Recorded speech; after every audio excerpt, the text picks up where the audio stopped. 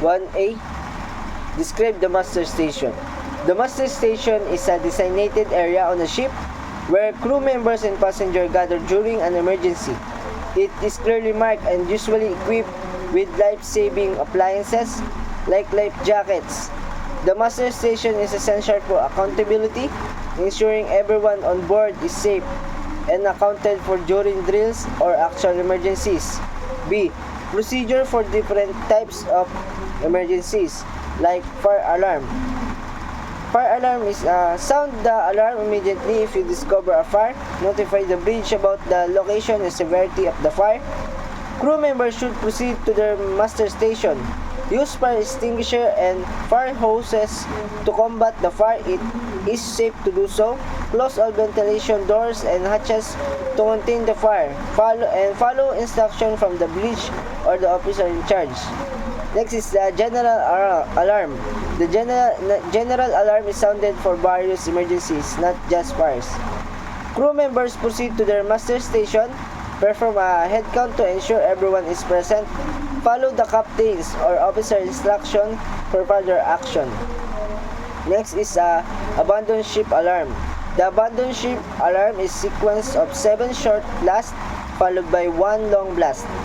Proceed to the muster station and put on life jackets. Crew members assist passenger and each other lifeboats. Launch lifeboats only when instructed by the captain, and lastly is maintain order and calmness while evacuating. Next is the man overboard signal. Sound the alarm immediately if someone falls overboard.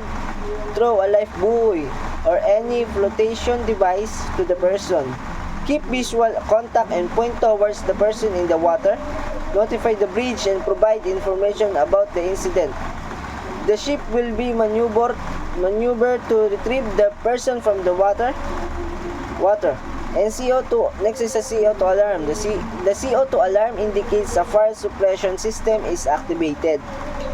And evacuate the area immediately, as CO2 can be hazardous to health. And proceed to the muster station and account for all personnel. And lastly is follow instruction from the bridge or the officer in charge. Next is engineer's call. The engineer's call is used to summon engineer personnel. Engineers proceed to the engine room or designated area, assess the situation such as mechanical failure or fire in the engine room. And lastly is take necessary action as instructed by the chief engineer or officer in charge. Next is cargo hold flooding. Sound the general alarm. Proceed the muster station and to notify the bridge with details about the flooding. And close all watertight doors and hatches to prevent further flooding. And last is follow instruction from the officer in charge to control the situation. And next is pollution prevention. Report any spill or discharge of pollutants immediately. Active the shipboard oil pollution emergency plan or SOPEP. Use containment booms and absorbents to contain and clean up the spill. Notify the relevant authorities as a MARPOL regulation. Follow instruction from the officer in charge for further action. And next is engine room flooding. Sound the general alarm.